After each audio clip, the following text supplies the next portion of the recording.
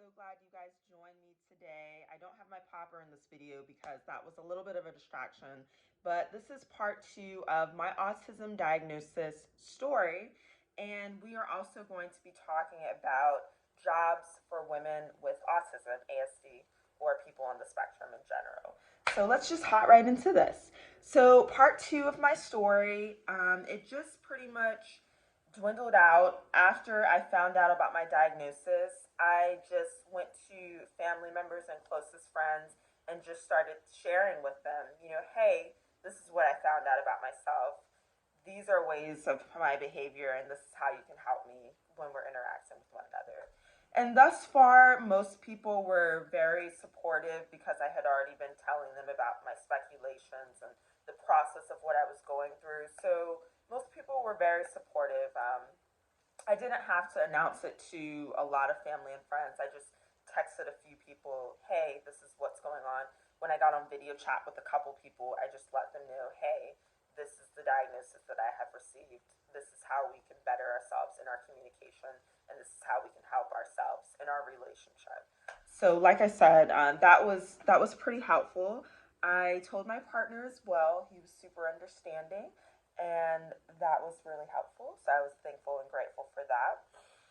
But now we're just going to kind of jump into jobs for women with Asperger's spectrum disorder or autistic people in general. So, first of all, I'll just tell you about the jobs that I've had in my series of my 20s life as well as in my teen years. And then I can tell you about jobs that may be helpful for you if you're out there and you just got a diagnosis or you have a speculation and you're looking for jobs, you're a young adult and you want to see what best fits with your personality disorder as well as quirks as well as any anxiety that you may have.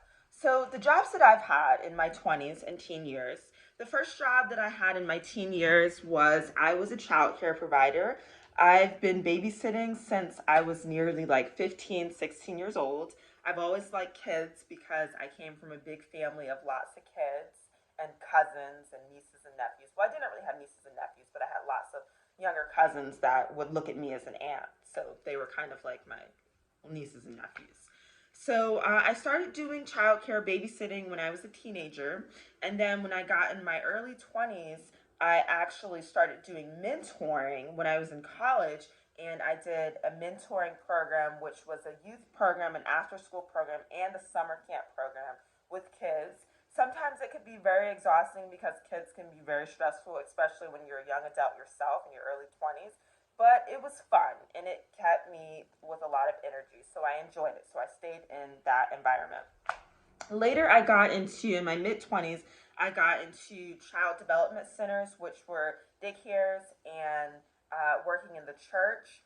I did a lot of children's church teaching. I did childcare in church for special events, as well as I did a program called MOPS International, which is mothers of preschoolers. And that was super fun because I was able to work with preschool kids, being a preschool teacher, as well as work with moms. Then, also in my 20s, I also did volunteer work for a family organization dance group. I did that, and I did some volunteer work with like working for the polls. And then I did a little bit of bartending in my mid 20s. I did retail as well as bartending. I worked at a store. I worked at a dinner theater where I could serve food and also learn about acting environment as well, which was super fun. I also worked at a Mexican restaurant called Pancho Villa where I learned how to mix tequilas, and that was super fun too. And surprisingly, people would think that childcare would be more intrinsic and more stressful than working in a restaurant or working around people in retail. But restaurant work was actually a little bit stressful for me because I had to remember the orders of the people, their food orders, their drink orders, and there's so many different forms of alcohol. And I'm not a heavy drinker for folks that know me. I just drink socially. So I had to remember a bunch of different liquor. Um, that was somewhat stressful, but in the process of all of that, I was able to make friends and I was able to go out with those friends after our restaurant shift was over. We were able to go to like a bar or a restaurant and just hang out, to like midnight or 1, because we were in our 20s. We were old, over 21. We were of age to be in a bar. So that was pretty fun. And then in my mid to late 20s, I decided to become an entrepreneur. As you guys know, I lived in the state of Georgia, Atlanta, Georgia. I'm originally from the DMV, but I lived in Atlanta, Georgia, where I ventured out into entrepreneurship and more into ministry, and that just took off. And then the pandemic hit, and I realized I was very anxious. I was having social anxiety. I was actually hospitalized for anxiety. And then I discovered that I could have been autistic. And I went to have an evaluation, and I went to have therapy shortly after that in my late 20s. So, jobs for autistic women, and as you guys know, I'm a YouTuber. I've been on YouTube for over 5+ years. Uh, Definite good jobs for autistic women, I would say, is theater, entertainment, dance, um, social media, e-commerce. Yes, possibly restaurant work if you don't find it too stressful memorizing orders and memorizing different liquor and beer and alcohol, which is all liquor. But I would definitely say anything in the arts, social media, e-commerce. Those are great for women with women with autism. Any type of caring professions where you're caring for people, nursing, especially if you finish school and you have a degree in that, nursing, volunteering, working with animals, dog sitting. I've done some dog sitting as well.